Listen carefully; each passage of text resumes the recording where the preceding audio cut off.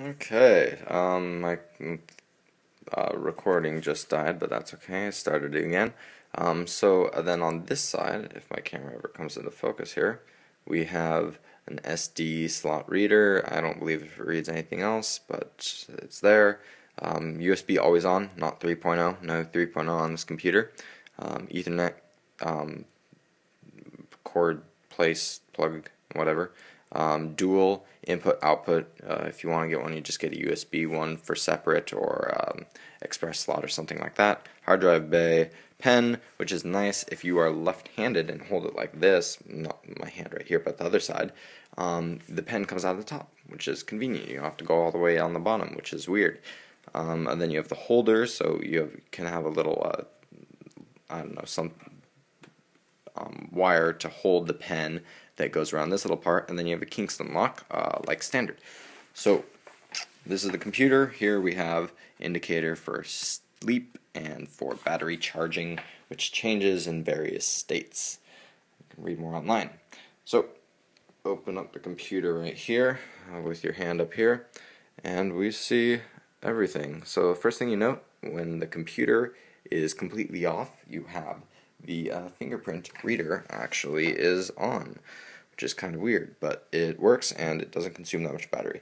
You have 4 inputs. You have touch, you have your pen input when you're using it, you have the mini joystick thing with nice ThinkPads. I really get used to it. I love using it, especially on your lap. You don't have to be weird like this. You can have a lot more space. And then you always have the multi-touch touchpad, whatever you want to call it, and embedded buttons for that. So I start the computer by simply swiping my finger, and it starts up, and you have nice logos. These are orange. When the computer starts, you can actually see when they turn on, but they go orange. Indicator lights here. You have an indicator light for caps lock here. Let's see if it works now. Nope, not yet. Oh, there we go. So we have audio, and you can see the orange light. That won't work in a sec. ThinkVantage button. Don't really use it. Uninstall the software. I hate the software on this computer.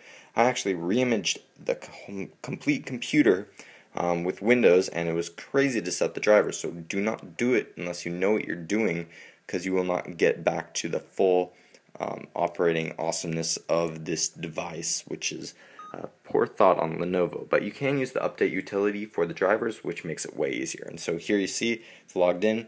The reader stored my password from startup, puts in the computer when it gets a signal to, and it automatically logs in.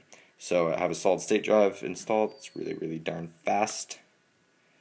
And I have a couple of apps installed. Again, this is without the so it's just really, really fast, and this is without the standard installation. I removed all the ThinkVantage crap. So 2.8, 6.4 Windows Experience Index, which is really awesome. Of course, limited by graphics. What else? But not too bad. It's not too bad of a distribution. And of course, I have the solid state drive installed. So OneNote, probably my favorite feature. Oh, and also the buttons here. You have rotate screen, control alt delete, and power, which you don't really use if you have this, but that's okay. And besides that, you have volume, mute microphone, dual microphones, and webcam is the other option I have installed. You can't really see it because of the glare. There it is, and there's the other microphone, and the whole full-size keyboard. The thing I noticed about the keyboard when you're using it is that the keys have a really nice, like, 2.5 millimeter drop, but these keys up here do not. They have a slightly less, which is annoying, but it's okay. So these keys up here, they have a less drop. Yeah, so OneNote.